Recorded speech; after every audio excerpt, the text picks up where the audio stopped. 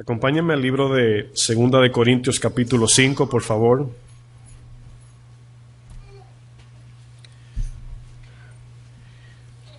Estamos hablando en el Instituto Bíblico, hablando de poseer la tierra. Es el tema que tenemos como en clase de instituto.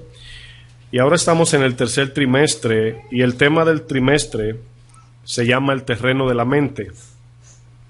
Si algo podemos estar seguros es que la iglesia está con falta de discernimiento.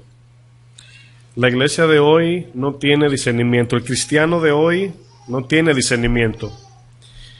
Y cuando caminamos sin discernimiento, podemos ver que... Dale un segundito, la hermana.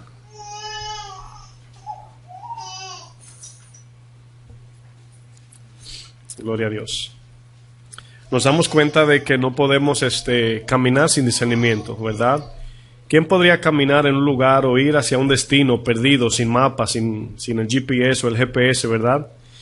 Y la razón por qué estamos hablando de este tema del terreno de la mente es exactamente porque es allí donde inicia todo. Lo que permitimos en nuestra mente es lo que reflejamos en nuestras acciones. De la forma como pensamos es exactamente como nos comportamos. Entonces, cada vez más debemos de inclinar nuestra mente a la palabra de Dios, entretener, si se puede decir, nuestra mente en la palabra de Dios y estar enfocados en cada paso que damos en lo que es la palabra de Dios. En 2 Corintios 5:6, un texto muy famoso, pero muy poco entendido, y Pablo dice aquí a la iglesia de Corintios, dice, así que vivimos confiados siempre, y sabiendo que entre tanto que estamos en el cuerpo, o sea, ¿cuántos están todavía en el cuerpo físico?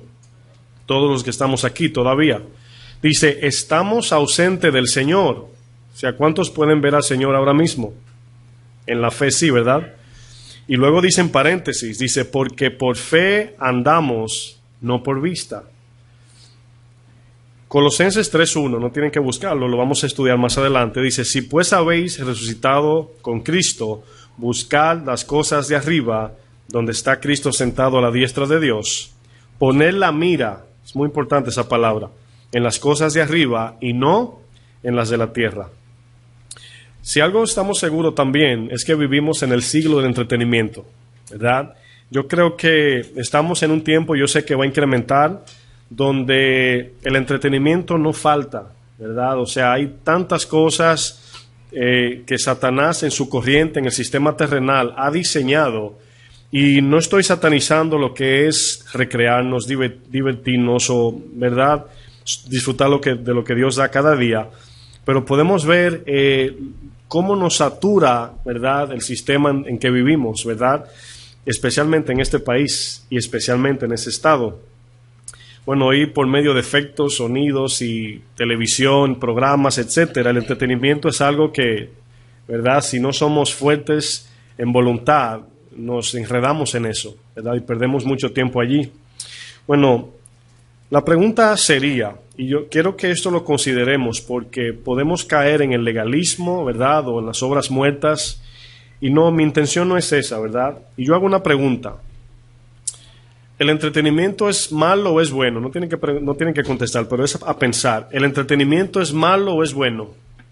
Y yo lo resumo en este texto. Todo me es permitido, pero todo no conviene. Todo me es lícito, pero no todo edifica. Y la pregunta es, ¿el entretenimiento edifica? Yo pienso que a veces sí. Pienso que cuando se hace de forma sana, familiar, es un tiempo que Dios nos da, pero vivir la vida entretenidos es otra cosa, ¿verdad?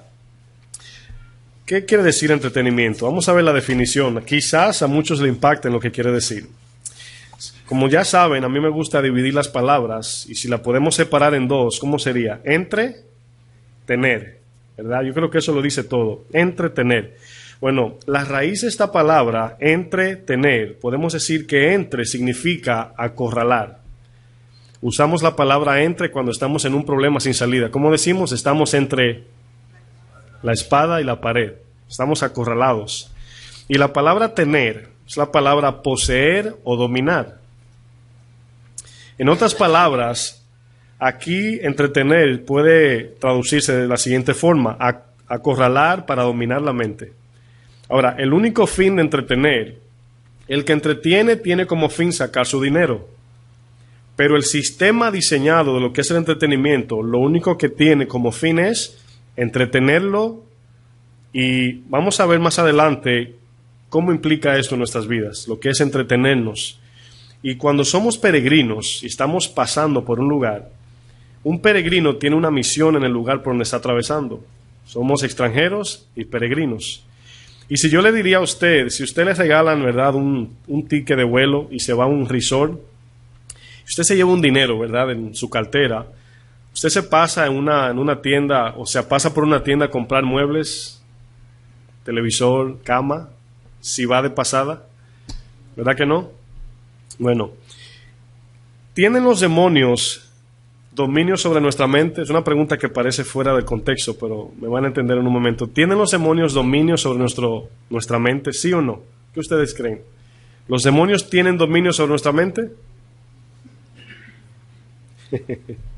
Se quedan todos allí, no sé qué decir. Vamos al libro de Job 1. Vamos a ver 3 textos como referencia. Vamos a ver qué dice la Biblia, que es más importante. Job 1. Hay veces que no todo se resume en un sí o no, ¿verdad? Hay que explicar. Vamos a utilizar 3 textos bíblicos para explicar lo que quiero preguntar aquí. Job 1, verso 8. Job está detrás de Salmos. Dice, ¿están todos allí? Dice, y Jehová dijo a Satanás: ¿no has considerado a mi siervo Job, que no hay otro como él en la tierra, varón perfecto y recto, temeroso de Dios y apartado del mal? Respondiendo Satanás a Jehová dijo, fíjense la pregunta de lo que me quiero enfocar: ¿acaso teme Job a Dios de balde? Y fíjense lo que dice el 10. No le has, ¿qué dice? Cercado. Esa palabra es protección, ¿verdad? Un cerco de protección. En otras palabras, ese anillo, ese cerco no permite que Satanás le toque. Pero van a ver lo que dice más adelante. No le has cercado alrededor a él y a su casa y todo lo que tiene. Al trabajo de sus manos has dado bendición. Por tanto, sus bienes han aumentado sobre la tierra. Pero extiende ahora tu mano y toca todo lo que tiene, y verás si no blasfema contra ti en tu misma presencia. En otras palabras, Satanás está diciendo que Job le es fiel a Dios por lo que le da, o por lo que Dios hace. Y es una buena parte para nosotros examinar cómo reaccionaría nuestro corazón cuando Dios nos quita todo. ¿Le seguimos amando? ¿Seguimos con la misma actitud? Aunque ese es otro tema, pero es un buen punto a considerar. El verso 12 dice, dijo Jehová a Satanás. Ahora, fíjense aquí quién abrió la puerta. He aquí, todo lo que tienes está en tu mano. Solamente no pongas tu mano. Ahora, cuando el Señor dice no lo mates, no pongas tu mano, quiero que no se le olvide eso, se está refiriendo a la separación en muerte de Dios. En el Antiguo Testamento no es igual la muerte que en el Nuevo Testamento. En el Nuevo Testamento, ahora después que Cristo fue a la cruz, nosotros los cristianos dormimos hasta su venida, si morimos. Ya vamos a la presencia, pero estoy ejemplificando. Ya un cristiano no muere, sino que duerme. Pero en el momento ahora, después de la cruz, vamos a la presencia. Y lo vemos en Filipenses 1, dice que Pablo decía, no sé qué hacer, si irme a la presencia de Dios o quedarme aquí predicando. Entonces ahí vemos que en el Antiguo Testamento la muerte, dice que Satanás tenía dominio de la muerte, ¿verdad?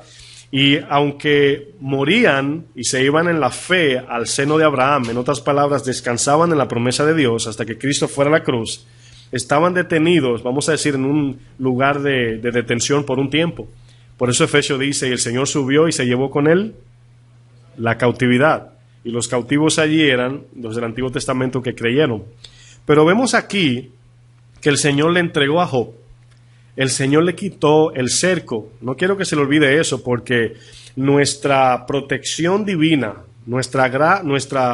el cuidado de Dios, no tiene que ver porque solamente seamos cristianos, o no tiene que ver por mis buenas obras, o porque me porto bien.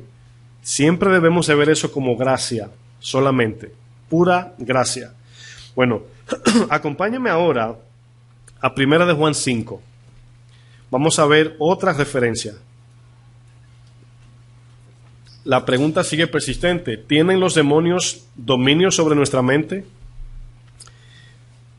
1 de Juan 5, vamos a ver el verso 18.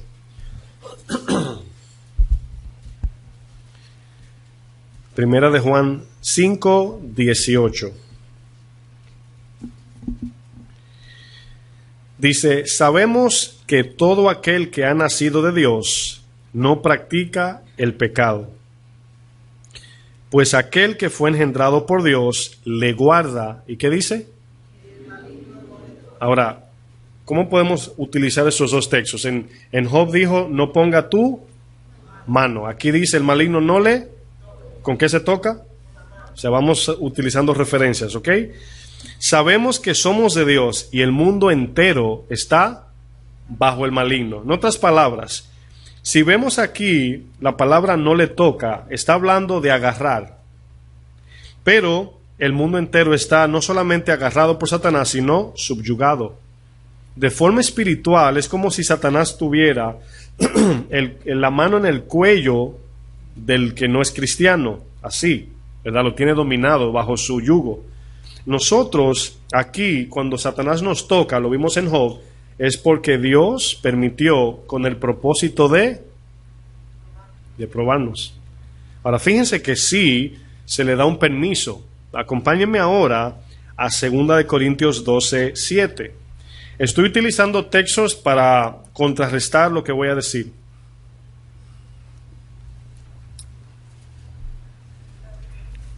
2 Corintios 12, verso 7.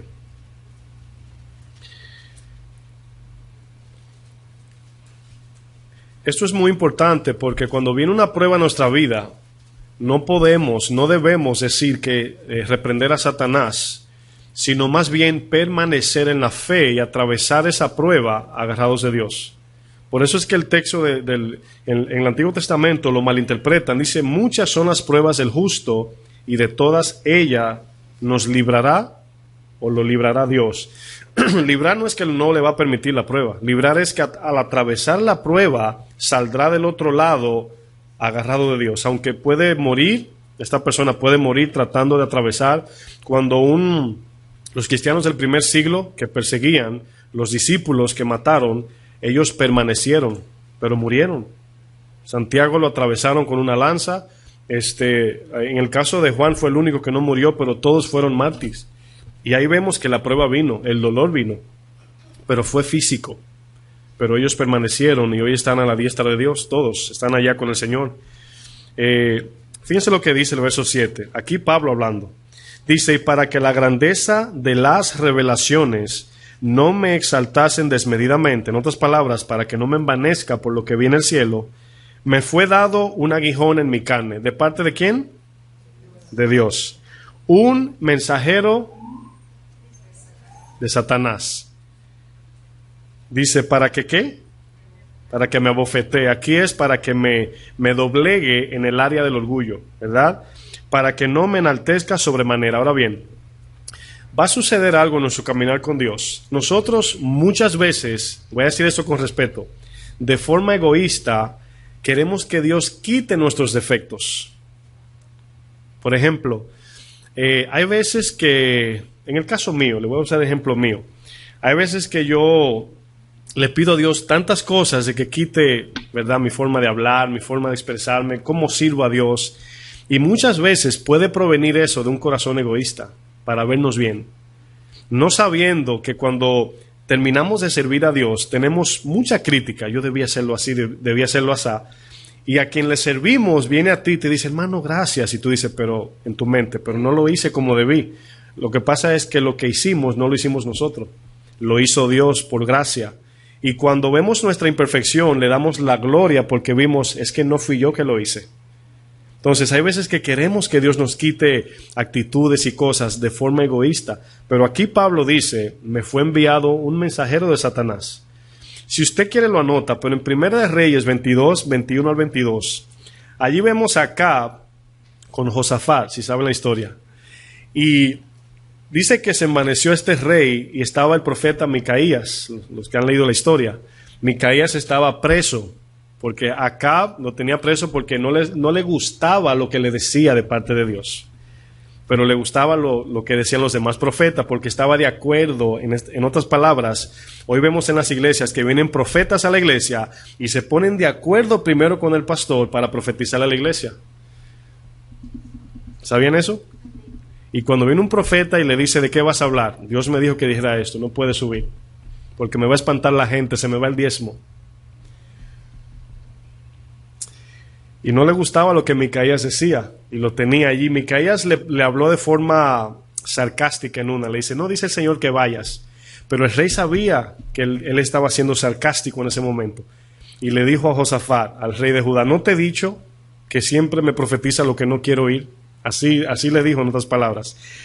Y luego le dice el profeta, le dice el rey al profeta, ¿no me vas a decir lo que Dios me tiene que decir? Le dice el profeta, yo vi al pueblo de Israel esparcido. Y dice él, no quiero oír lo que dice. Luego, en el texto dice que el Señor, dice, el profeta dice, aquí palabra de Jehová. Yo vi al Señor en su trono y vi ángeles a su derecha y a su izquierda. Y el Señor dijo que iba a enviar un espíritu acá, al rey de Israel. ¿Y sabe quién se levantó? Un demonio. Le dijo, Señor, heme aquí, yo voy. Y le pregunta el Señor al espíritu, al ángel caído, ¿qué vas a hacer? Dice, yo seré espíritu de mentira en su boca. En los profetas que están de acuerdo con Acab. ¿Y sabe qué quiere decir todo esto? Que cuando nuestro corazón no sirve a Dios con todo, a unos profetas que nos digan cosas bíblicas, espiritualmente nos puede engañar. Porque el corazón está torcido. La prueba de eso, Deuteronomio 13. Si se levantara el profeta soñador y le anunciara una señal y se cumpla esa señal, pero nos dice que hagan cosas antibíblicas. Aunque se cumpla la señal, dice que el Señor lo va a permitir para probar nuestro corazón. Entonces, lo que quiero explicar es que a pesar de que sí podemos ser influenciados por un demonio, ¿verdad? Es permitido por Dios.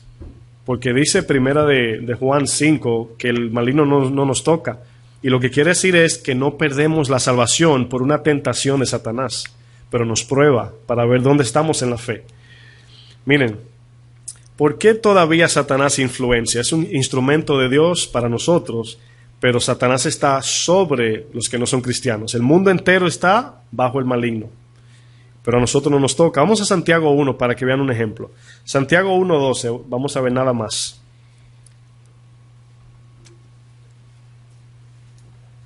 Santiago 1:12. Es muy importante tomar en cuenta las palabras en los textos porque muchas veces el texto puede estar invertido para dar a entender un punto y lo vamos a ver aquí. Santiago 1:12, ¿están allí?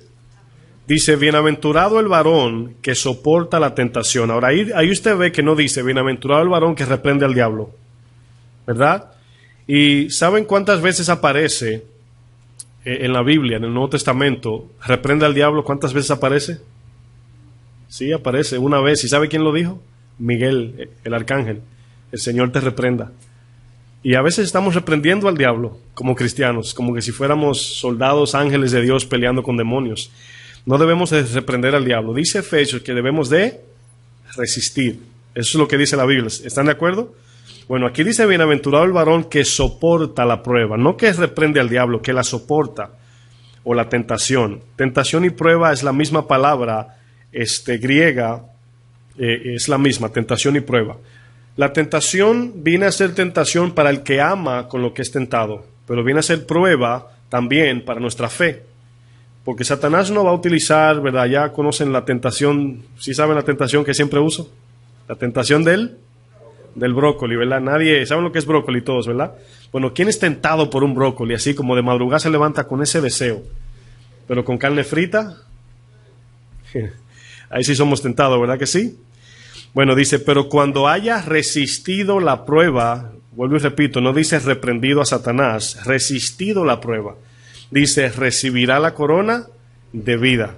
Ese texto nos está diciendo que debemos de permanecer hasta el fin.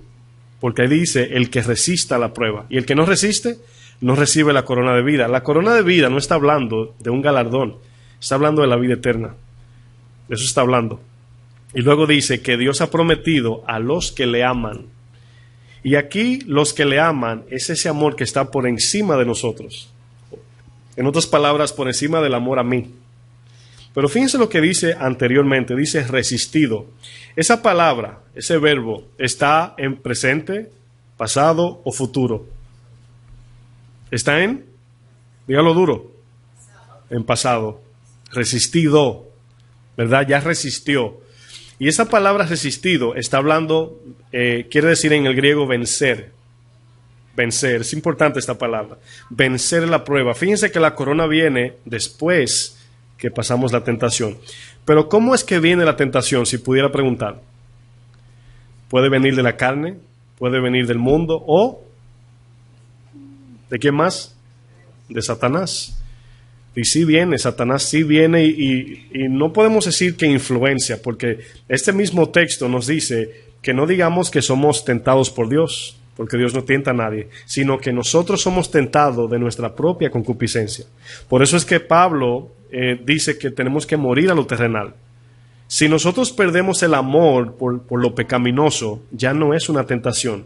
Dice el que ha sufrido en la carne terminó con el pecado. En otras palabras, si nosotros podemos cada día entregar nuestra búsqueda a Cristo, amar la palabra, amar a Dios, buscar a Dios como único fin de vida, lo terrenal no va a tener ninguna potestad sobre nosotros, ni va a tener atadura en nosotros.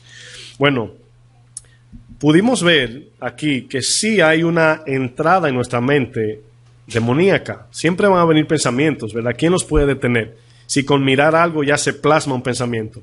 Ahora, una cosa es permitir el pensamiento, otra cosa es entretenerlo, ¿verdad? Por ejemplo, 2 Corintios 10 dice, siendo pronto en castigar, un pensamiento que ya entró y sacarlo fuera. Y aquí cuando dice pronto, llevando cautivo, ya estudiamos que es a punta de lanza. Cada vez que viene un pensamiento, ¿por qué utiliza la lanza? Porque ese pensamiento a la carne le agrada. Y al sacarlo va a doler. A nosotros nos duele. Y esa punta de lanza que lo sacamos. A punta de lanza quiere decir que si el pensamiento vuelve, sufre más. Esa es la actitud de sacar fuera los pensamientos pecaminosos. Primera de Juan 5:4, fíjense lo que dice. Porque aquí es donde vemos cómo responder. Estoy creando una plataforma para el tema que tenemos. Primera Juan 5:4.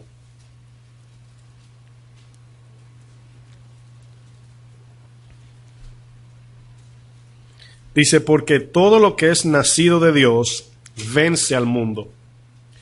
Y esta es la victoria que ha vencido al mundo. ¿Qué dice? Nuestra fe. Ahora, este texto nos está diciendo que nosotros somos victoriosos sobre Satanás cuando permanecemos en nuestra mente en la fe, caminando en la palabra, meditando en la palabra, creyendo en la palabra, dependiendo de la palabra, confiando en la palabra. Y por eso fue que le dijo a Josué, si meditas día y noche, todo te saldrá bien, ¿verdad? Y así fue, todo le salió bien.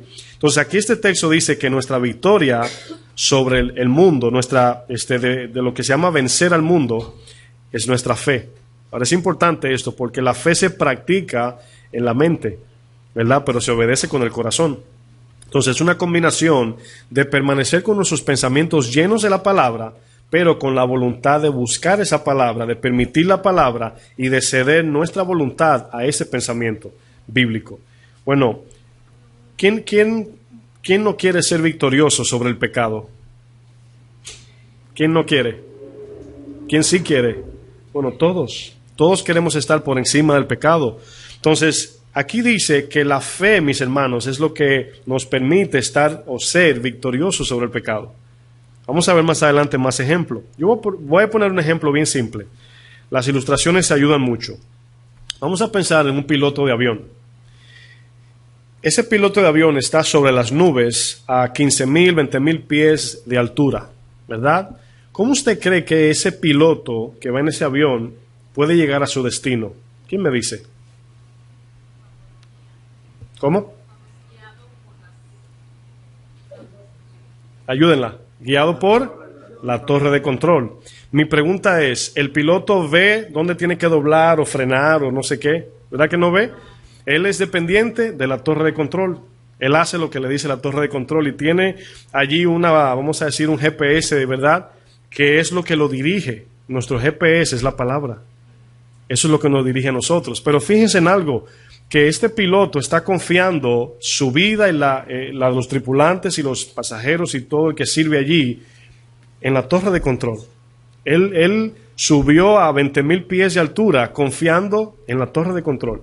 Pero él no ve hacia dónde va, él no está mirando, o sea, él no está diciendo, bueno, ahí viene una esquina, voy a doblar a la derecha, en el semáforo me paro, o sea, en el avión no funciona así. Nuestra vida cristiana es igual, es igualito. Es un vuelo a ciegas, el piloto no se puede desconectar de la torre de control, ¿por qué? Se pierde. Eso es lo que significa en la Biblia errar, salirnos del camino. Porque en el momento que la Biblia, la palabra de Dios o la guianza del Espíritu se nos sale de la mente, nos desenfocamos, ahí es donde comienza el problema. ¿Le di el tema de la clase de hoy? No, ¿verdad? Bueno, fue a propósito. El tema de hoy es el peligro de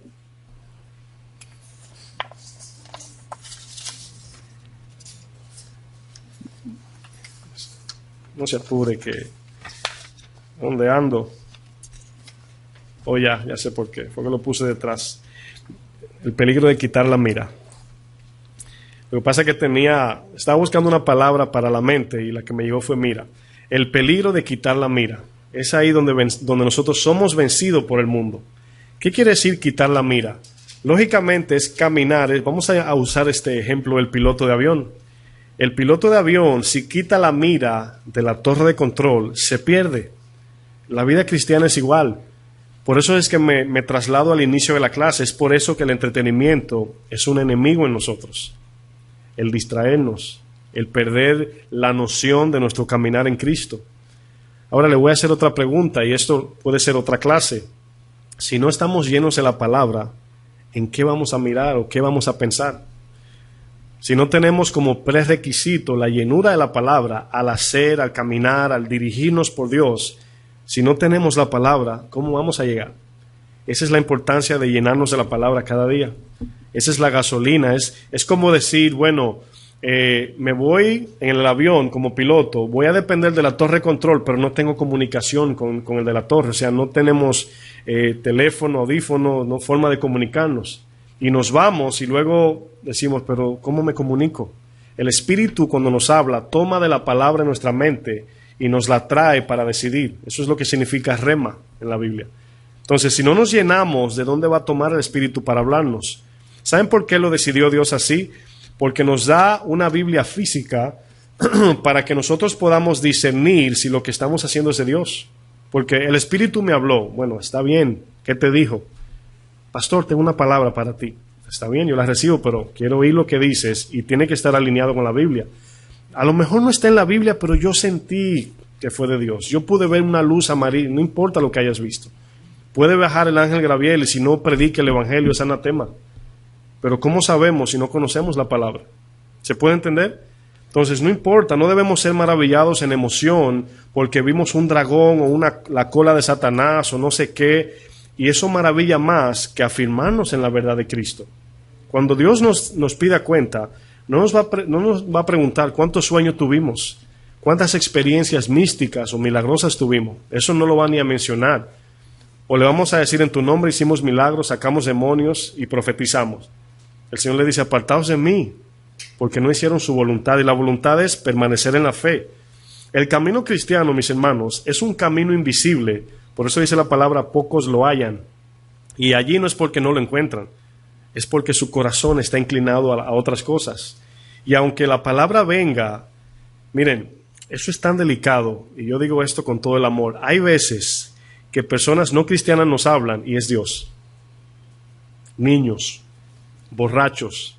Dios puede usar una mula, saben que sí, ¿verdad? Entonces, no es cristiano, lo reprendo lo que me dijo. Abran el oído a Dios. Porque hay veces que un borracho, yo recuerdo una vez, un borracho me dio una palabra, la voy a reservar porque no tiene mucho sentido para lo que estoy hablando. Y me dijo algo y yo abrí el oído, estaba cayéndose. Me dijo, hermano, una cosa me dijo, lo que se predica de aquí tiene que ser santo, cayéndose, me dijo eso. Y yo dije, ¿eso es de Dios, sí o no? Ahora bien, cuando alguien nos da una palabra, no debemos de medir quién es. Porque hay veces que Dios puede confundir a alguien por el ídolo del corazón. Ezequiel 14. Dice, yo voy a confundir las palabras, poner mentira en el profeta. El profeta puede ser de Dios. Y Dios lo puede confundir porque nuestro corazón está lleno de ídolos. Y podemos pedir una palabra, y esto puede ser un poquito confuso para nosotros, pero Ezequiel 14 lo dice. Ahí está. Y dice que cuando nuestro corazón está totalmente queriendo hacer la voluntad de Dios, y oramos y le pedimos una palabra a algún hermano, puede venir una palabra que nos confunda en vez de dirigirnos a Dios. ¿Saben por qué? Porque no me buscan a mí, buscan lo suyo. Y eso fue lo que Cristo dijo en Juan 6. Bueno, la palabra meditar significa imaginar. Y debemos caminar imaginándonos que ya estamos sentados en lugares celestiales, que ya vamos camino al cielo. Como dije una vez, es como el que va en un avión con los pies en la tierra y la mente en el cielo. Esa es la idea. Y hay veces que los problemas nos enredan, los entretenimientos, las situaciones, de manera tal que nos olvidamos de Dios. Y llegamos a un punto que totalmente se nos olvida que somos cristianos hasta que te vocen por ahí. Dios te bendiga, hermano. Oh, amén, hermano. Oh, verdad que soy cristiano, se me olvidó. Porque nos enredamos tanto en los problemas que se nos olvida que estamos aquí pasando. Todo lo que estamos haciendo, mis hermanos, con nuestras manos, nuestra vida, es pasajero. Y estamos allí, donde quiera que usted se encuentre, Dios lo puso allí con el propósito de su gloria primero. Si es un trabajo, el dinero es lo último. Porque Dios es quien suple. Incluso, véanlo en el Padre Nuestro, cuando dice, danos hoy nuestro pan de cada día, si está de primero o de último, o casi de último. Primero Dios, como dicen en México, ¿verdad? Primero Dios. Es lo que debemos de enfocarnos. Bueno, vamos a hacer una pregunta. ¿Por qué nos distraemos? ¿Quién se distrae? Yo me distraigo a veces. Le digo eso para darle luz verde a que levante la mano. ¿Quién se distrae? Bueno, yo sé que usted a veces no se quiere sentir solo, ¿verdad? Bueno, todos nos distraemos en cierto modo. Es algo natural por nuestra debilidad, ¿verdad? Pero hay momentos de distracción y hay personas distraídas. Son dos cosas diferentes. Usted puede perder por un momento, ay, se me fue la mente, cualquiera. Pero personas distraídas habla de otra cosa. Y la pregunta es, si usted batalla con la distracción, hay 3 cosas que le quiero compartir, si la quiere anotar. La pregunta de por qué somos distraídos o por qué nos distraemos. Número 1, menosprecio.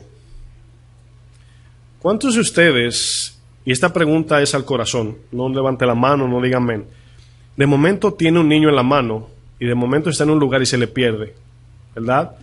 En ese momento lo que sucedió fue que hubo un intercambio de valores. Usted puso más atención a algo que lo entretuvo, que puede ser personal, y de momento se olvidó del niño y se perdió, ¿verdad? Y puede ser momentáneo, puede ser algo en el corazón. Como digo, hay debilidades, hay forma de vida.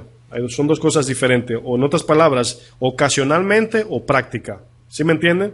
O sea, hay personas que pecan y viven pecando. Nosotros pecamos, pero no lo practicamos. Eventualmente pecamos.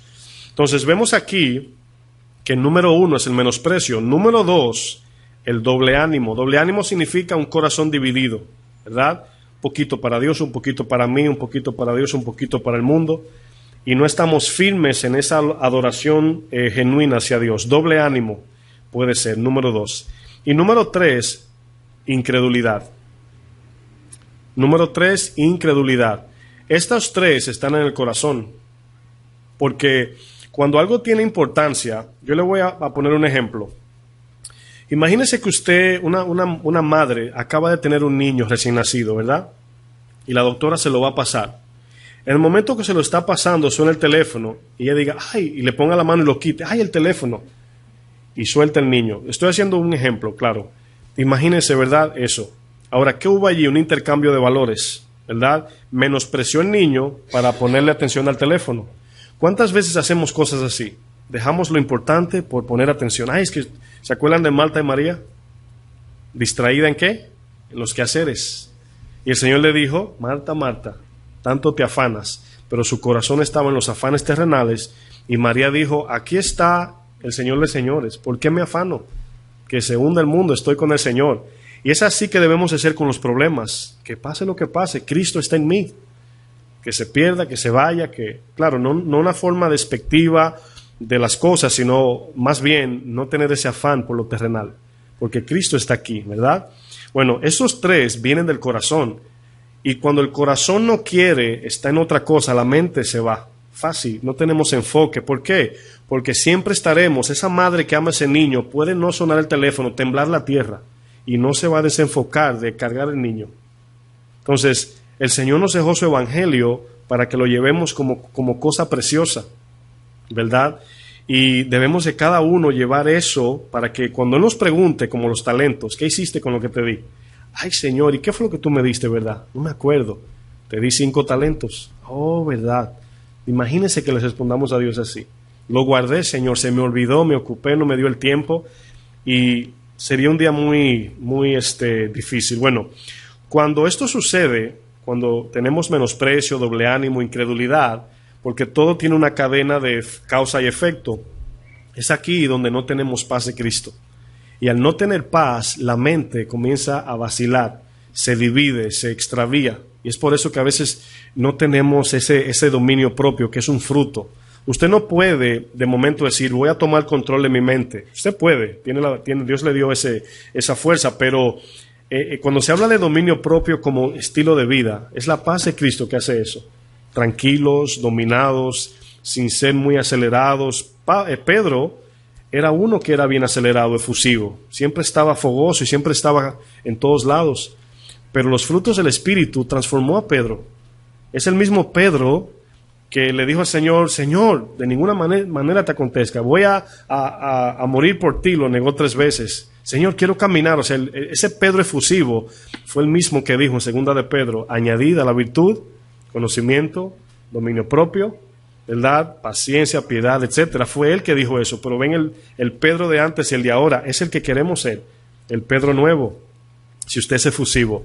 Bueno, todo esto, mis hermanos, provoca estrés, afán, incertidumbre, ansiedad, incluso depresión. Es increíble, mis hermanos. Miren, estamos viviendo en un tiempo difícil. La tasa de suicidio está bien alta. Y si yo le preguntaría a usted por qué causa, quizás usted lo cristianice lo que le estoy preguntando, pero muchos pueden decir, son personas enfermas mentales, puede ser la depresión, puede ser la falta de dinero. Y según un estudio, yo me quedé impactado, o sea, me impactó por la veracidad de la Biblia. ¿Saben cuál es la razón por qué la gente se suicida? La mayor sentimiento de desesperanza. Miedo a la muerte, incluso, y se quitan la vida. Y el dolor sobrepasa, la muerte, perdón, sobrepasa el dolor de ese sentimiento. Eso es lo contrario a la fe. Porque la fe es tener esperanza en Cristo. Usted no le tiene miedo a la muerte porque sabe que le espera algo mejor allá. Ya no morimos. Dice Pablo que el morir es ganancia. Esa es nuestra esperanza, ¿verdad? Si alguien nos amenaza de muerte y estamos confiados en Cristo, ¿usted sabe lo primero que debe llegar a su mente? Perdonar. No es si me mata, si no me mata, me arrepiento, no. O sea, de nada sirve que usted vea odio en esa persona que lo quiere matar y usted confesarse ante Dios, no. En ese momento practicar el perdón. Antes que le hagan el daño tiene que perdonar. Cuando ve una persona con mala actitud, perdonar. Esa es la vida cristiana. ¿Están de acuerdo? Entonces, es así como sabemos que estamos seguros en Él. Si tenemos miedo cuando la muerte se acerca, todavía no hemos entendido. Si tenemos temor, todos tenemos temores, no estoy hablando de una perfección, pero debemos ir muriendo a eso. Yo le tenía miedo a apagar la luz yo solo. Yo tenía muchos miedos. Yo recuerdo en mi pueblo, los que son, bueno, casi todos venimos de lugares así, donde el patio, ¿verdad?, es como si fuera una pequeña parcela así, ¿verdad?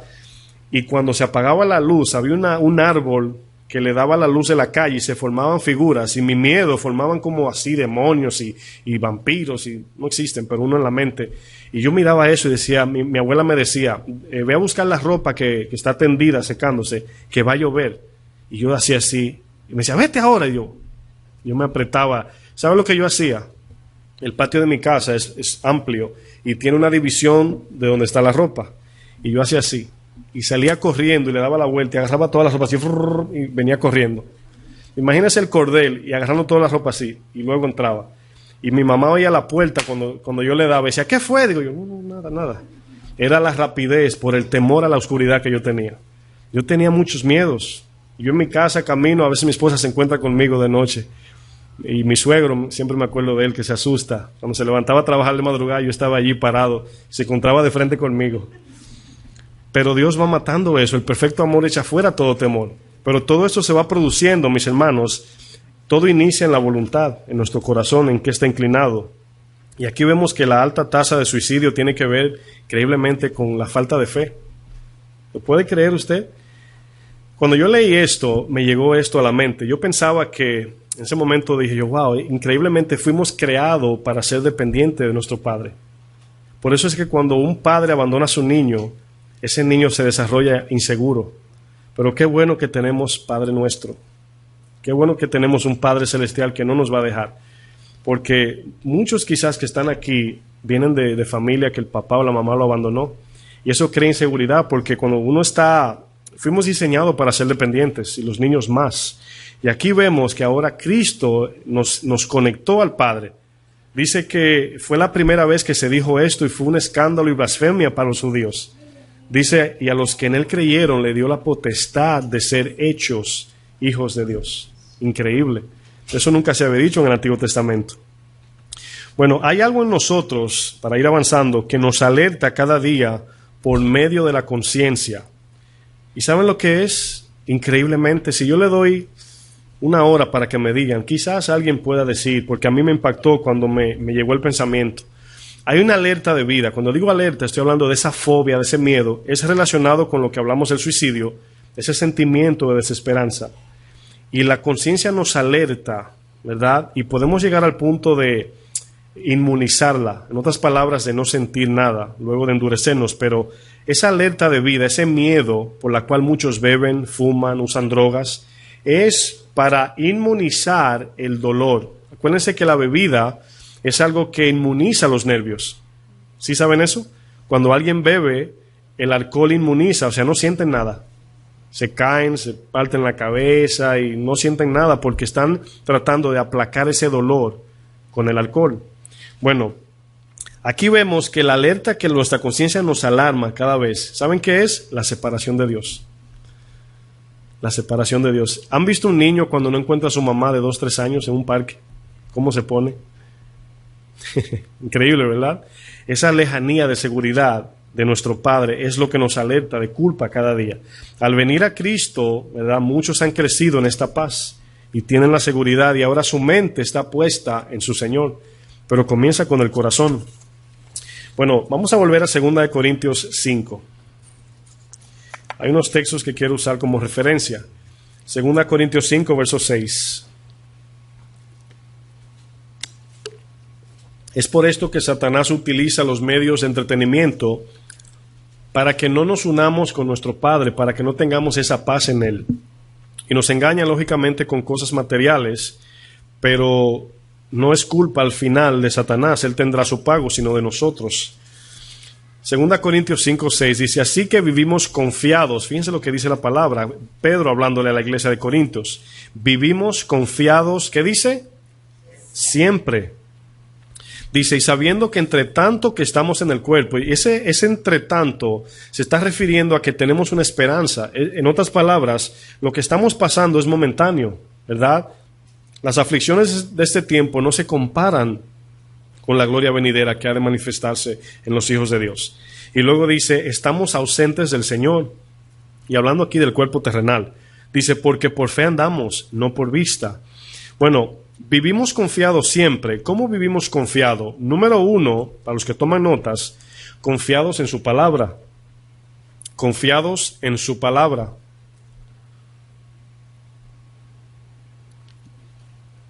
Y le pone entre paréntesis al lado, fe.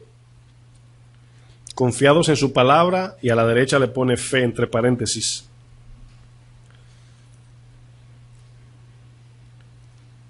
Luego debajo ponen confianza en su espíritu. La palabra nos afirma en su verdad, Su espíritu nos guía. Confianza en su espíritu, número 2, y le ponen a la derecha poder, entre paréntesis. Confianza en su espíritu, entre paréntesis, poder. Y la tercera, confianza en su promesa. Confianza en su promesa. Y entre paréntesis ponen esperanza.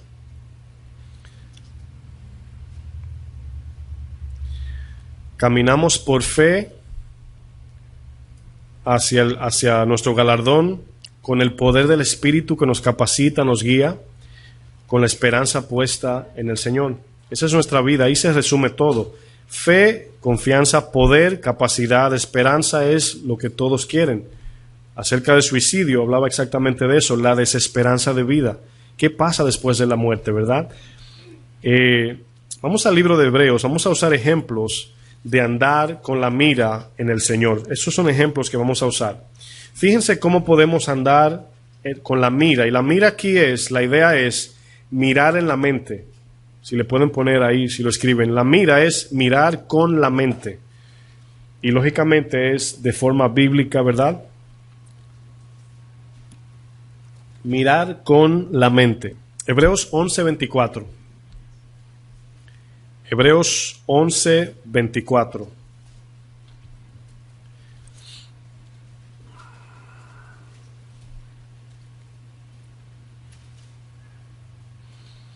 En esto que vamos a leer, quiero, si el Señor me da la capacidad, de exaltar el orden de corazón y mente, ¿ok? Para que vean que lo primero es la entrega del corazón, y el corazón, que es la voluntad, es lo que nos lleva a nosotros enfocar la mente, ¿verdad? Lo que amamos, eso buscamos. Lo que dice, donde está nuestro tesoro, allí estará ¿qué? Nuestro corazón. Y vamos a estar buscando ese tesoro porque eso está en el corazón. Fíjense lo que dice el 24. Dice, por la fe, fíjense lo que comienza diciendo, la fe, Moisés, hecho ya grande, o sea, siendo poderoso, rico, famoso, con autoridad y dominio. Luego dice, rehusó, ¿verdad? Rehusó. Ahora, ¿qué está haciendo Moisés en este caso? Se está negando. Se está negando de los deleites terrenales y temporales. Rehusó llamarse hijo de la hija de Faraón. Y luego dice, escogiendo. Si usted cambiara esa palabra escoger, ¿por qué la cambiaría? Por voluntad, ¿verdad? Prefiriendo, exactamente. Entonces, aquí vemos que él escogió. Ahora, se ve la práctica aquí del libre albedrío que Dios nos dio. Siempre acuérdense que lo único que Dios no toca es nuestra elección. Aunque usted lea en la Biblia que Él nos predestinó, eso habla de su omnisciencia o presciencia, pero nosotros debemos de escoger. Él pone en la mesa, y lo dice en Deuteronomio 30:19, dice que aquí pongo delante la vida, la muerte, la maldición y la bendición. Escoge pues. El consejo es dado para el que tiene su voluntad. Y aquí dice que Moisés, escogiendo antes ser maltratado con el pueblo de Dios que gozar de los deleites temporales del pecado. Ahora bien, podemos cada uno en este tiempo justificar nuestra profesión, el estudio de la escuela. Eso está muy bien, porque esa es nuestra iglesia. Allí debemos de testificar. Y eso está bueno que hagamos eso, ¿verdad? Pero aquí está hablando de que se le estaba ofreciendo a Moisés una posición de poder, de autoridad, pero él la rehusó por el propósito que Dios tenía de antemano preparado. Pero Moisés dice, escogiendo el maltrato, ¿verdad?, que gozar de los deleites temporales. Y fíjense lo que dice el 26, teniendo por mayores. Ahora, ¿se acuerdan lo que dije? La razón de distraernos, la primera. ¿Qué me dice? La primera razón que nos distraemos, ¿cuál es? Menospreciar. ¿Y qué hizo él aquí? Teniendo por mayores. Él no menospreció el llamado de Dios, sino que lo puso en el lugar correcto. Es mejor, es de más valor, aunque suframos en la carne. Dice, teniendo por mayores riquezas el vituperio de Cristo que los tesoros de los egipcios. Mi pregunta es, ¿Moisés tuvo por mayores los vituperios de Cristo? Cristo no existía en ese tiempo. De forma así como ya lo conocemos. La fe lo llevó a entender esto. La confianza en Dios, la guianza del Espíritu. Porque acuérdense que estaba batallando. Señor, yo no sé ni hablar. Pero fue. Aunque se quejó, fue. como lo que leímos la otra vez, ¿verdad? Uno que dijo, Señor, voy y no fue, y uno dijo, no voy, pero sí fue. Y aquí vemos la debilidad de los hombres. Dice más adelante, porque tenía, y quiero que todos leamos, porque tenía puesta la mirada. ¿Dónde? En el galardón. ¿Quién es el galardón? Cristo. Quiero que no se nos olvide como cristianos eso. El galardón no es una corona. Miren, cuando yo tengo una cachucha en la cabeza, me pica la cabeza y me la quito y vuelvo y me la pongo. Pensando así, ¿verdad? Una corona, mis hermanos, aunque viene de Dios, como dice la Biblia, no es nada. Cristo sí. Estaremos con el que nos perdonó, el que murió, el que nos creó, el que nos llamó, el que nos predicó, el que nos dio vida. Con Él estaremos. Ese debe ser nuestro corazón de cristiano. Que Cristo sea el centro de todo, no lo que nos va a dar. Para que no nos diga, como le dijo en Juan 6, ustedes buscan lo suyo. Yo quiero estar cerca de Cristo. No sé si usted también. El galardón es Cristo, ¿verdad? Porque ese tema a veces que tenemos, ¿y qué es? ¿Cómo serán las casas allá? Etcétera, etcétera. Fíjense lo que dice 27. Por la fe dejó a Egipto. Ahora, yo le estoy diciendo algo que a lo mejor usted nos está metiendo en la historia. Egipto representaba prosperidad, paz externa, fama, todo lo que podemos hoy anhelar como humanos estaba en Egipto. No lo vean como pagano, véanlo como era hijo de la hija de Faraón. Era el nieto del rey de toda la tierra, hablando de forma terrenal. Y dice que dejó a Egipto. Y no solamente dejó, sino que dice no temiendo la ira del rey, porque al irse, la ira estaba sobre él. Dice, porque se sostuvo. Piensen en esa palabra, se sostuvo. ¿Sabe lo que está diciendo? Él, de su voluntad, decidió permanecer mirando el galardón, aún viendo todo lo que pasaba alrededor. El faraón detrás de él para matarlo, la ira estaba, el decreto de matarlo estaba sobre él. Iba a estar sin comida, se fue al desierto. Y Moisés es uno de los hombres, así como Job, que fue probado. Número 40 en la Biblia simbólicamente significa prueba. Él pasó 40 años en Egipto, 40 en el desierto y 40 en el desierto solo y 40 en el desierto con el pueblo de Dios. 120 años dividido en 3. Increíblemente. Pero vemos aquí, dice, porque se sostuvo como viendo al invisible. ¿Cómo podemos ver al invisible? Aquí, como el piloto de avión, ellos saben a dónde van, pero su confianza en la torre les permite llegar. Nosotros no vemos a dónde vamos, porque andamos por fe. Ese es el peligro de de desenfocarnos de la fe.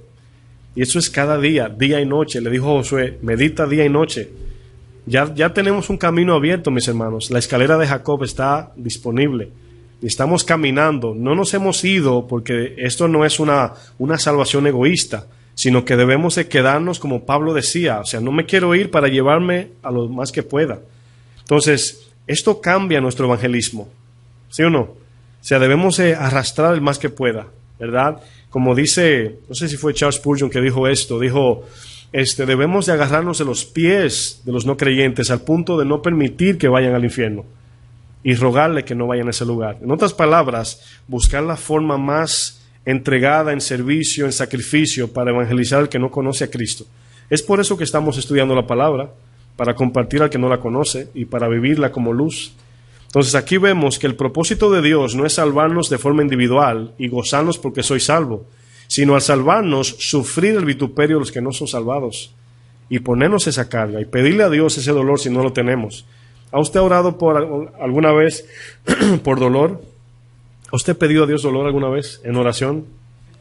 ¿Sí? ¿Quién dijo sí? Bueno, yo no me creo más espiritual, pero le he pedido eso y sé que es de Dios que viene.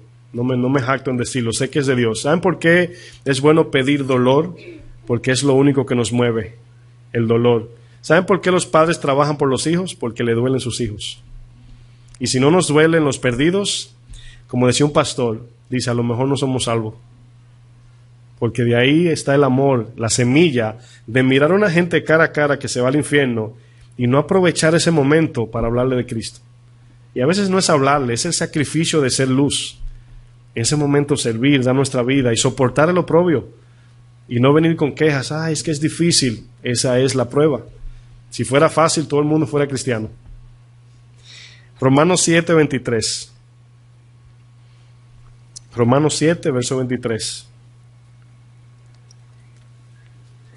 Yo espero que esto toque nuestro corazón, porque mientras más tiempo perdemos, más se pierden. Pero mientras más aprovechamos el tiempo, como dice, porque los días son malos, podemos alcanzar a los perdidos. ¿Usted se imagina que Dios sujetó la salvación del mundo a la iglesia? ¿Usted puede creer eso? Cristo muere, derrama su sangre y le entrega ese compromiso a la iglesia para que prediquemos el evangelio. Tremendo compromiso. Y los pastores, verso 23 de Romanos 7 dice: pero veo otra ley en mis miembros. Aquí ley no está hablando de la Torá, se está hablando aquí de la ley. El ejemplo de la gravedad tiene una ley. Todo lo que la gravedad hace es extraer cosas al suelo. La ley de la carne, ¿cuál es? Pecar, ¿verdad? La ley del Espíritu es justicia. Entonces aquí dice: pero veo otra ley. Y podemos aquí ver en este texto de que aunque somos nacidos de Dios, todavía existe una ley en nosotros, que es la de la carne, pero no vivimos bajo ella, no nos dejamos dominar. Por eso es que debemos de permanecer con la mira, ¿verdad? Mirando al invisible. Dice que se revela contra la ley de mi mente. Quiero hacer un paréntesis, me llega esto a la mente. Cuando yo digo poner la mira en Cristo, no es imaginarnos a un hombre con barba, pelo largo y ojos azules y con una bata blanca. Eso es idolatría. Quiero aclarar esto. Es así que se hacen fotos y la ponen allí para no olvidarse de cómo Él es. ¿Cómo vemos el rostro de Cristo? Es a través del carácter de su palabra. Amén. Así es que la palabra va formando esa imagen perfecta. Ella nos va diciendo. En Isaías dice: ¿con qué me compararéis? O sea, ¿cómo me van a dibujar en su mente? ¿Cómo se imaginan que soy? Dice: bueno, el cielo es mi trono. Imagínense. Entonces, cuando vamos conociendo la palabra, nuestro temor va creciendo, como dice Proverbios 2. Y cuando vamos entrando en su palabra, dice: wow, pero Dios es poderoso. La ira de Dios es fuerte. Dios es fuego consumidor. Él es santo. No negocia su santidad. No ama el pecado. Y usted va creando esta imagen de este Dios santo.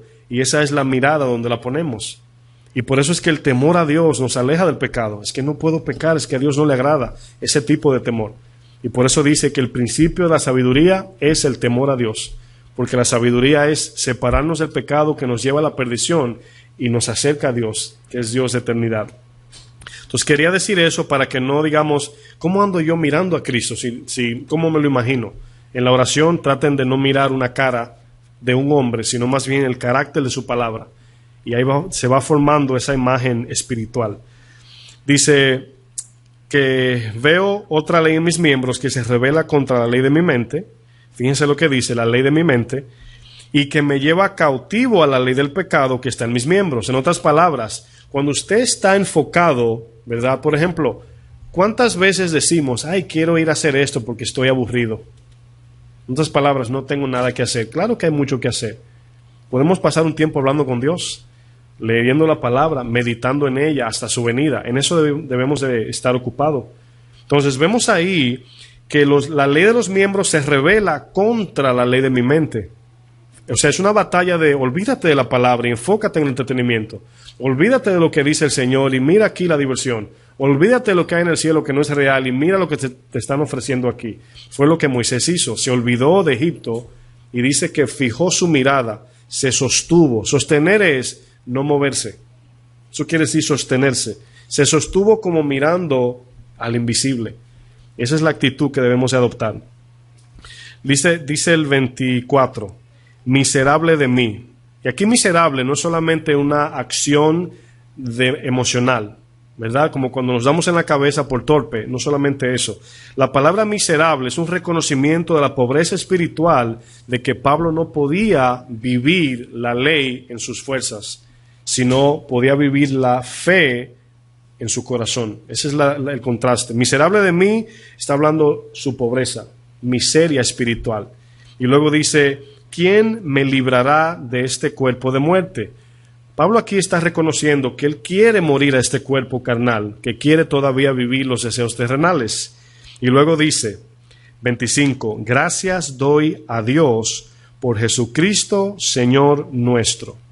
¿Por qué le está dando gracias? Porque lo libró de la ley del pecado en sus miembros.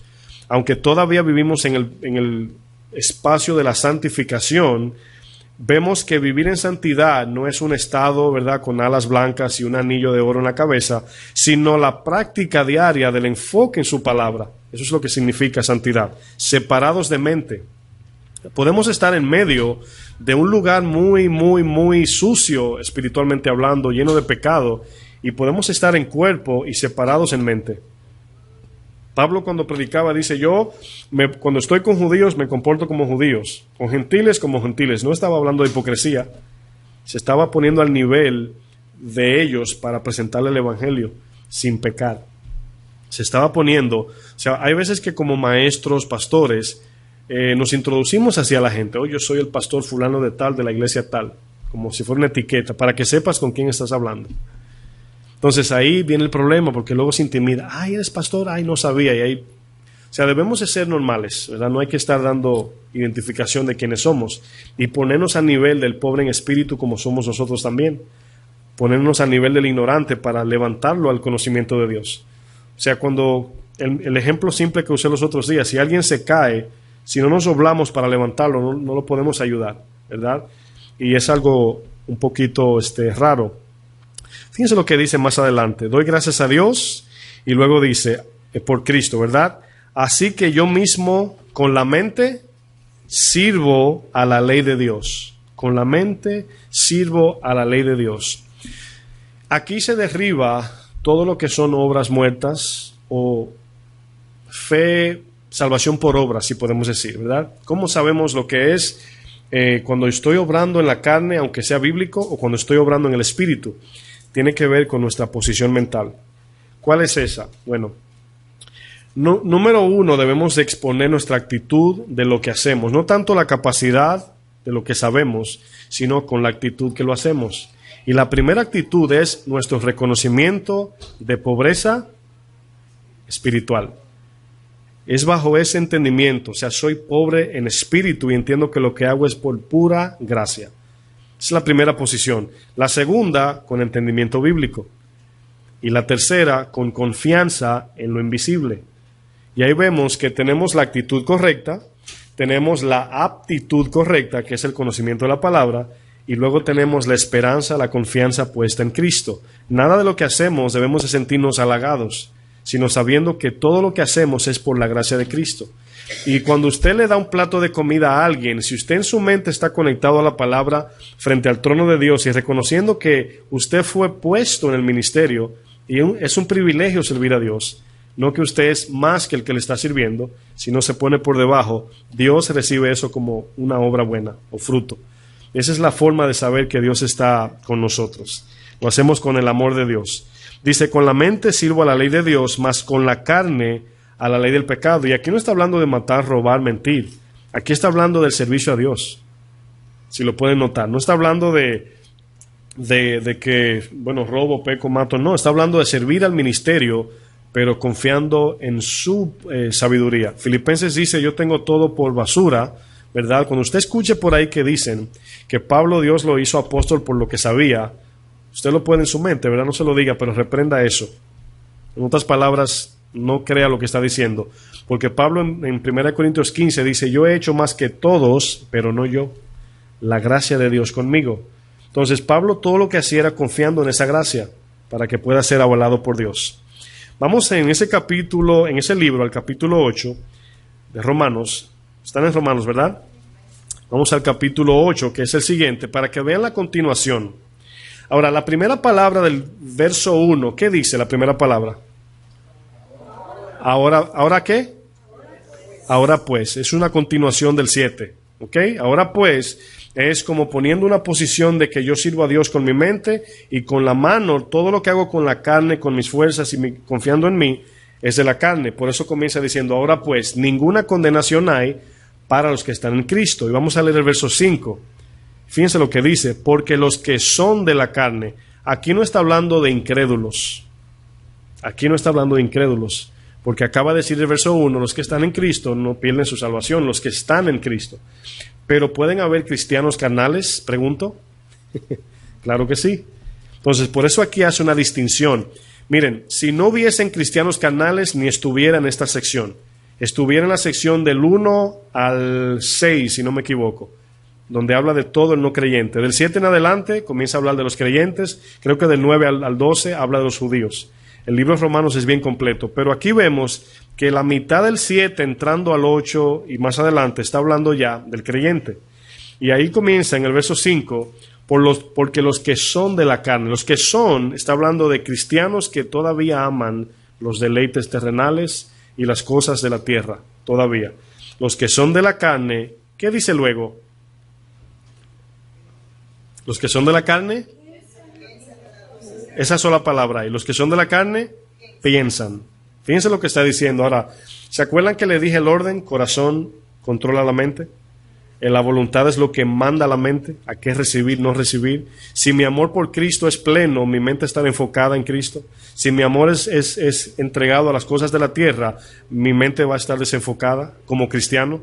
Entonces aquí viene hablando de que los que son, es como dice Juan 3, vino la luz y amaron más las tinieblas. En este caso no eran nacidos de nuevo, pero es más o menos el ejemplo de los que son, ¿verdad? Los que aman todavía la carne.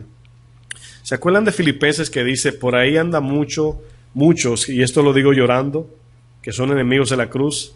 Está hablando de cristianos, gente que creyó en Cristo, enemigos de la cruz. No está hablando del no creyente, el no creyente ni cree en la cruz.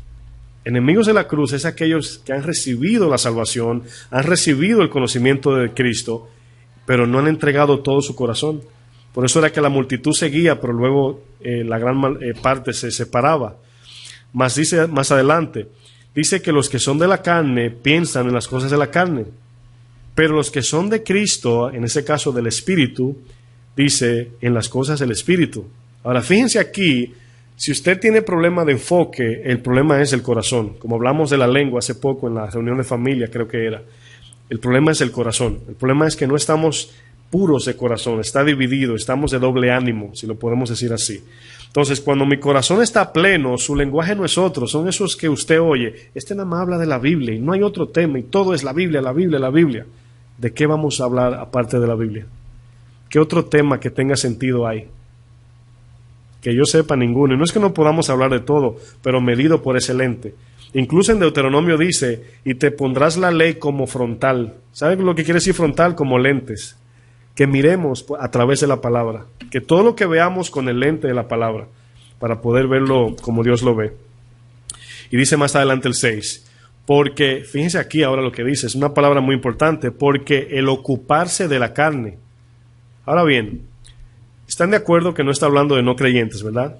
Porque un no creyente no se ocupa de la carne, vive en la carne.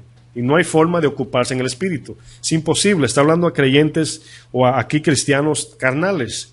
Porque el ocuparse de la carne es muerte. Es muy importante estas palabras porque podemos estar confiados en cosas muy efímeras, aunque sean bíblicas. Nuestra ocupación, aquí ocuparse, es la palabra adoración del corazón, afán de vida, el que busca algo con intensidad, devoción, diligencia. Esto quiere decir ocuparse aquí. ¿Se acuerdan cuando Cristo en Juan 6 vinieron donde Él? Señor, ¿dónde estabas? Te estábamos buscando. Y Él le dijo, de cierto os digo que no me buscan a mí. Jesús le dijo una palabra, trabajad, ¿se acuerdan? No por la comida que perece. No le estaba diciendo que dejen el trabajo. Trabajad, le estaba hablando del afán, búsqueda, meta, propósito de vida, que no lo inclinaran al trabajo.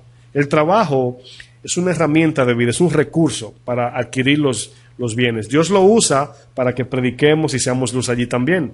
Pero eso nos los da para que de ahí comamos. Pero Dios usa ese ministerio de múltiples formas, porque conocemos personas, ayudamos, bendecimos con el dinero al que necesita, ofrendamos a la iglesia. En su sabiduría Él lo permite. Pero en Juan 6, trabajad significa ¿cuál es nuestro afán de vida? ¿Cuál es nuestra búsqueda diaria? ¿Qué es lo que más queremos? Eso es trabajar. Aquí es lo mismo, ocuparos o ocuparse. Es la misma palabra que aparece en Filipenses 2:12. Dice, cuidad vuestra salvación, ocupaos es la palabra, en vuestra salvación con temblor y temor. Ahora, siempre pensamos que ese temblor y temor habla de temor a Dios. Y sí implica eso. pero está hablando temblar de dolor por no ceder a la carne. Temblar y temor, lógicamente, a Dios. Pero con temblor es cuando queremos algo y no, la carne dice, la palabra perdón dice que no. Y ahí duele, hay una batalla allí, si lo pueden entender, ¿verdad? Entonces aquí vemos que el ocuparse de la carne es muerte, pero el ocuparse del espíritu, fíjense lo que dice, es vida y paz, shalom, plenitud en Dios, prosperidad, bendición, etc. Y donde hay paz, hay tranquilidad, no hay estrés. No estamos estresados y afanados, y ahí es más fácil enfocarnos en Cristo también, pero nuestro corazón debe estar puesto en Él primero. Fíjense en el orden. El 7 dice, por cuanto los designios de la carne, en otras palabras, las peticiones de la carne, son enemistad contra Dios.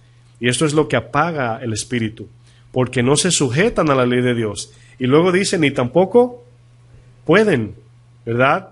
Y los que viven según la carne no pueden agradar a Dios. Y agradar, ahí lo podemos conectar, si lo quiere poner como referencia, Hebreos 11:6. Es imposible agradar a Dios sin fe. Y fe es caminar como mirando al invisible conforme a su palabra. ¿Sí lo entendieron? Bueno, vamos a ir cerrando, ya estamos acabando. El peligro de quitar la mira. Es por eso que cuando el Señor dice, ¿se acuerdan el texto de Hebreo? Dice, para que lo cojo, ¿verdad?, se enderece. En otras palabras, cuando estamos caminando con Cristo, pero de repente como que nos estamos enfocando en otra cosa. Dice, para que no nos salgamos, es la palabra errar. Y errar es salirse de una vía que lleva una dirección recta. Bueno, aquí vemos que lo único que Satanás quiere, mis hermanos, es separarnos de esa concentración, de ese enfoque, de esa mira en Cristo. Lógicamente utiliza las cosas externas para bajarnos de la fe espiritual a la credulidad carnal. Eso es lo que él quiere, hacernos lógicos, ¿verdad? Por eso es que hay tanta gente que no cree. Bueno, muéstrame a Dios, ¿y dónde está Dios? ¿Y cómo tú sabes? Pero lo que te está diciendo es, para yo dejar lo que amo, tienes que mostrarme algo mejor. En el mismo Juan 6, el Señor le dicen al Señor, ¿qué debemos hacer para poner en práctica las obras de Dios? Cristo le dijo, esta es, ¿quién se acuerda? La obra de Dios. No es por obras. Ellos llegaron, entonces está bien, no nos vas a dar pan, ¿qué debemos hacer? ¿Y saben lo que dijeron después que le dijo, esta es obra de Dios? Él le dijo, que creáis en el Hijo. Fíjense que es la fe, que creáis en el que Él envió. Y luego le dijo, entonces, ¿qué nos muestras tú para que veamos y creamos? Fíjense el corazón. ¿Qué nos muestra para saber que tú eres Él? Para ver y luego creer. Y el que anda por fe no anda por vista. Y por eso cuando le dijeron, Señor, muéstranos una señal, una generación adúltera, incrédula, dura de corazón, demanda señal. Por eso es que la iglesia quiere que le muestren y tiene tantos sueños. ¿Te soñaste y cómo fue? Yo vi como alas y como algo. Es muy lindo eso y yo lo respeto al que tiene visiones, pero no andamos por vista, andamos por fe. Es más bienaventurado, le dijo a Tomás, creer sin ver. ¿Saben por qué es más bienaventurado? Porque nos basta su palabra, porque Dios no miente. Es como decir, ¿quieres? Mira, pasó algo allí, es cierto, quiero ir a ver. En otras palabras, no te lo creo. Eso es lo que queremos decir. Pero cuando Dios dice, hagan esto, debemos confiar. Y le glorificamos a Él al creer, sin tener que mostrar lo que nos está diciendo. Moisés atraviesa por ahí. Señor, pero no hay bote, no hay taxi acuático, no hay puente peatonal. Moisés camina. Shhh, se abrió el mar. Yo no me imagino eso. Tiemblo al pensar en eso. Y yo me imagino que, porque debemos entender que somos débiles al creer también. Yo me imagino la gente cruzando y miraba, Señor, no dejes caer el agua. El Señor que abrió el mar ahora va a dejar caer el agua. O sea, hay veces que la dureza, la incredulidad nos lleva a ser irracionales. Y es por eso que decimos, Dios abrió el mar en dos, pero no me puede quitar una gripe. No puede pagar mis deudas. Y no estoy aquí profetizando, estoy hablando de los problemitas que enfrentamos cada día. Son pequeños comparativamente con lo que ellos experimentaron. Bueno, aquí vemos que Satanás quiere, y utilicé 3D, y lo hago es para que, para que lo memoricemos. Satanás quiere llevarnos a la desobediencia. Punto 1, o lo primero, si usted quiere poner primero, distraernos. distraernos. Es por eso que Pablo repite, pongan la mira arriba, no en la tierra. Número 1, distraernos. Número 2, desviarnos.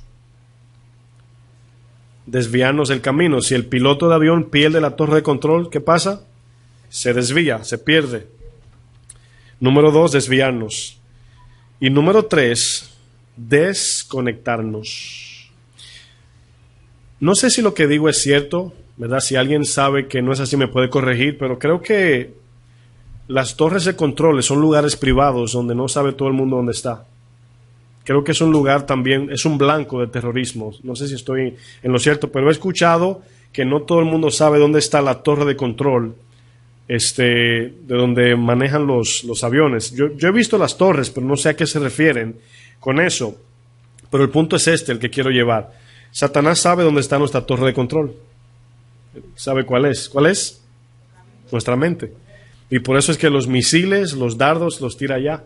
Porque si la torre se cae, el avión se pierde. Esa es la idea. Nos quiere distraer, desviar y desconectarnos. Quiero que vayamos a Juan 15, verso 4. Estamos terminando ya.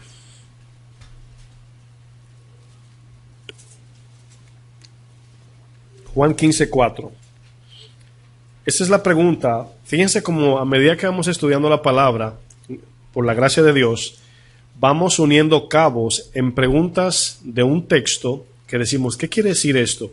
Y al estudiar vamos conectando la Biblia y va teniendo más sentido. ¿Usted nunca se ha preguntado cómo se define permanecer en Cristo? Porque Cristo dice el que permanece. Y yo me preguntaba mucho, créanme, Señor, yo teóricamente, bíblicamente lo puedo entender, pero quiero entenderlo más para yo practicarlo, porque dice que el que permanece no solamente llega, sino que lleva fruto. Y permanecer es lo que estamos estudiando, es permanecer en ese camino, enfocados en la fe, ¿verdad? Permanecer, Eva, Adán no permanecieron, ¿verdad? En lo que el Señor le dijo, no comáis el fruto. Ahora, quiero decirles esto, cuando Dios nos da un mandamiento directo, en otras palabras, espiritual o personal, no miremos ese mandamiento como perder lo material.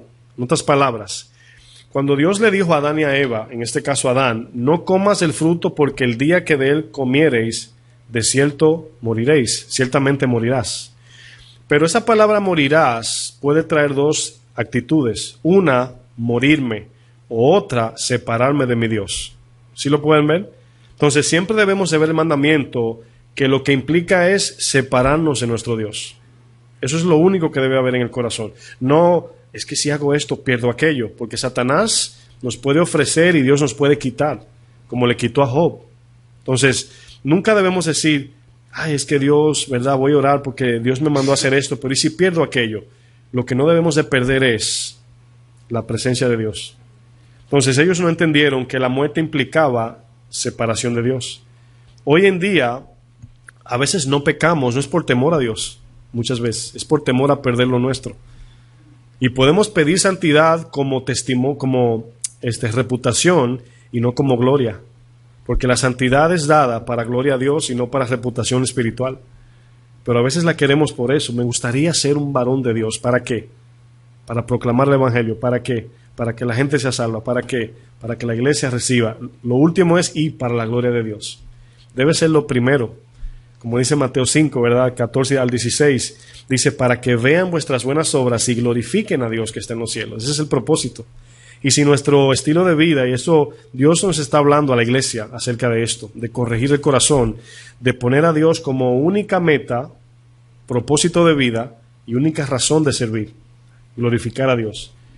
Y olvidarnos de los galardones y que hay para mí, ya para mí, Dios nos dio primero, si lo podemos decir así, ya Dios dio. Si no nos da más, si pasamos hambre, si somos perseguidos, debemos, yo sé que es fácil decirlo, pero debemos ser cristianos de no exigir o quejarnos ya, porque ya Él dio, ya Él proveyó. ¿Se acuerdan cuando Abraham dijo Dios proveerá? Y Dios proveerá significa, ¿quién sabe? Jehová Jireh. No el Jehová Jireh de trabajo, Jehová Jireh de mi carro, Jehová Jireh de mi casa, no. La provisión fue el cordero y Cristo es suficiente. Aunque no tengamos casa, ni carro, ni dinero, ni esto, ni lo otro, Cristo es suficiente. Verso 4, Juan 15, verso 4, dice, permaneced en mí y yo en vosotros. Como el pámpano no puede llevar fruto por sí mismo, hay muchas metáforas y figuras en la Biblia porque lo celestial y divino es difícil o imposible, es la palabra, de explicarlo. Y por eso se usa mucha analogía terrenal. Como la rama no lleva fruto, en otras palabras, del fruto a la vid estamos en el medio nosotros. Y lo único que pasa por nosotros es el fruto. Por eso la palabra aquí es llevéis fruto. La savia viene de la vid que es Cristo y el fruto viene de Dios. Pero nosotros somos esa manguera, esa rama, ese túnel, el canal de bendición, nada más. Si usted preguntaría qué hace un tubo, nada. Tiene que estar limpio, disponible y abierto para lo que va a pasar por ahí. Eso es lo único que hacemos. Y por eso el texto dice, si no permanece en la vid, así tampoco vosotros. Voy a retomar para que tenga sentido. Como el pámpano no puede llevar fruto por sí mismo, ahí lo pueden ver, si no permanece en la vid, así tampoco vosotros, si no permanecéis en mí. Imagínense que se vaya el agua en un lugar, se acabe el agua potable, y encuentren un lugar con un tubo de algunos 3 pies, 1 metro, y ahí hay agua potable. Y uno lo desconecte y diga, me llevo el tubo a mi casa para tener agua allá. Ahora, nos reímos de forma humana y física y terrenal, pero así hacemos de forma espiritual. 2 males ha hecho mi pueblo. Me dejaron y se cavaron cisternas rotas. A mí me dejaron fuente de vida. Desconectaron la tubería de la fuente. O sea, fíjense lo irracional que nos hacemos por la falta de fe. Y nos llevamos el tubito vacío a la casa y lo conectamos y allí estamos esperando el agua y nunca llega. Y la fuente de vida es Dios, no el tubo. Entonces, fíjense que Dios no nos necesita. Puede poner otro tubo allí. La fuente es lo que necesitamos, de donde viene la vida eterna, de donde viene el agua viva.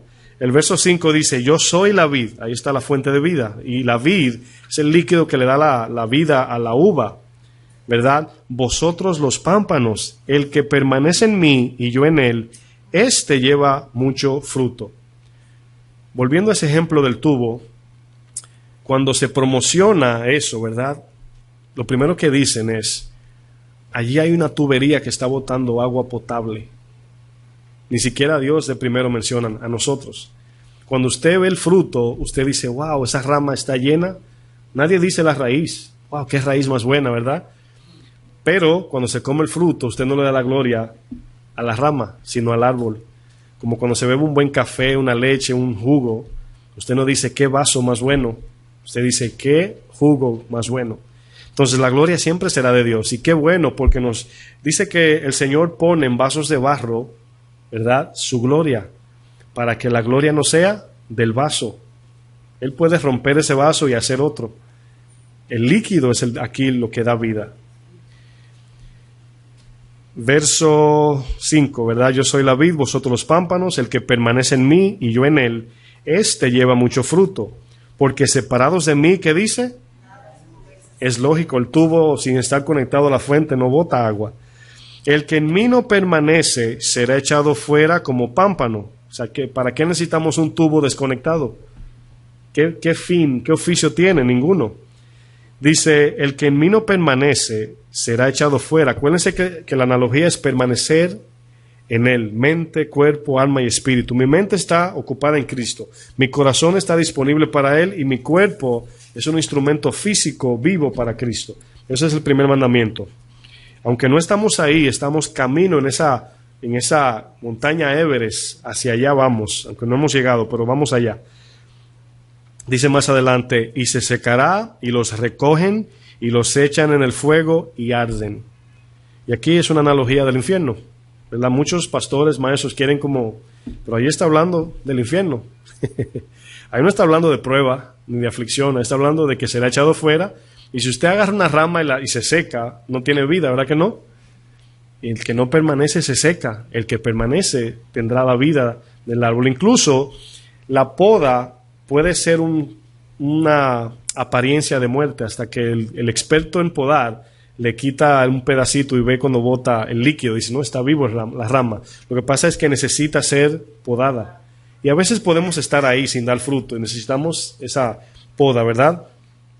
Dice el 7, si permanecéis en mí, y fíjense lo que dice para confirmar lo que digo, y mis palabras, miren hacia acá, mis palabras permanecen, lo que le dijo a Josué, en vosotros, luego dice, pedid lo que queréis, y os, ¿qué dice? Será hecho. Lógicamente, lo que vamos a pedir es lo que tenemos en el corazón.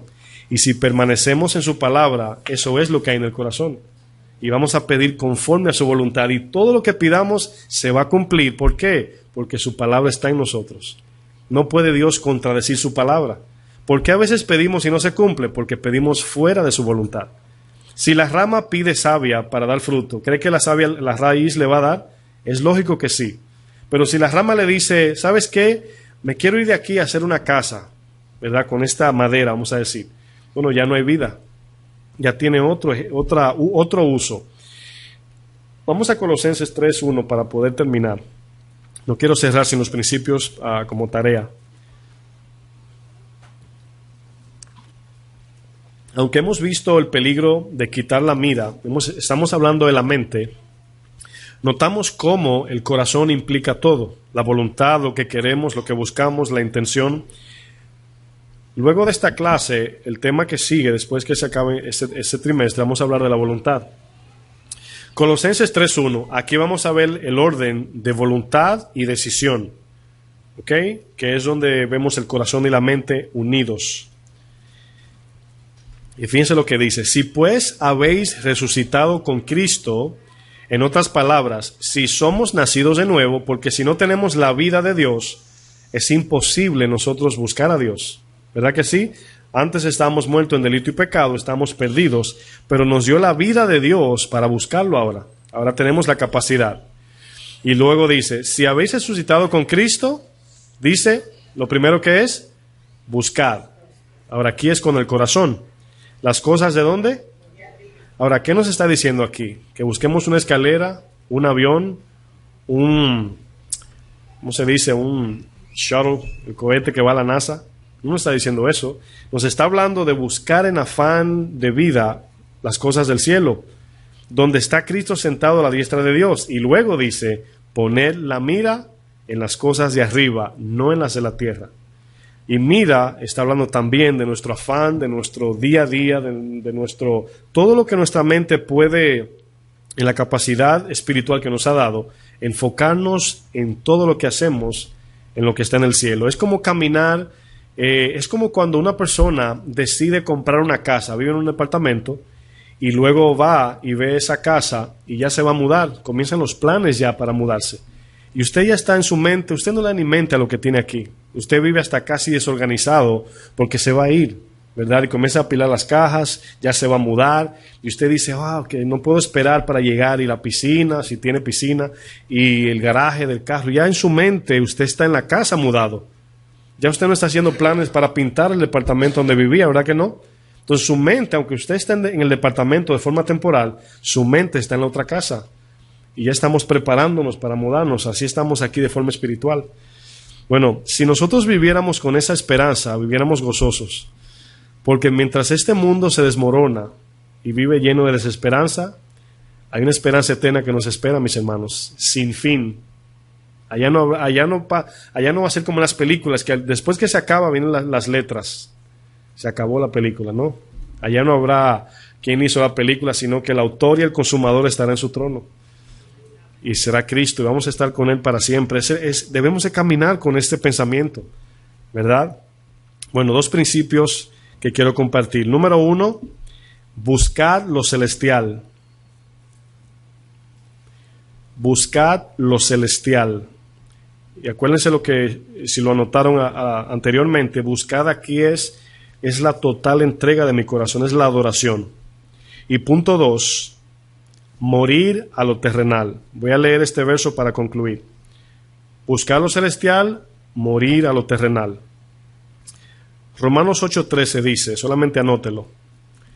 Es una clave para morir a la carne más eficiente. Porque si vivís conforme a la carne, moriréis. Mas si por el Espíritu hacéis morir las obras de la carne, viviréis. Oramos. Padre, te damos muchas gracias, Señor, por tu palabra. Gracias, Padre, por hablarnos, por instruirnos, por guiarnos. Yo te pido, mi buen Dios, que podamos poner esto en práctica, que podamos de ahora en adelante caminar ocupados en ti, Señor, mirando, Señor, con la mente, así como Moisés miraba lo invisible. Te pido por mis hermanos que están aquí recibiendo el maná, Señor, que es tu palabra. Yo te pido, Padre, que esta palabra caiga en tierra fértil, que veamos fruto en el futuro y que podamos, Señor, cada uno de nosotros caminar así como caminó Cristo, haciendo la voluntad del Padre en todo tiempo. Te pido también, Señor, que lleve a cada hermano con bien a sus casas y que podamos llegar, Señor, cada uno, Señor, al descanso que tú nos permites tener. Y sabemos que todo lo que tú nos das es de forma inmerecida. Por eso te damos gracias en el nombre de Jesús. Amén. Dios le bendiga, mis hermanos.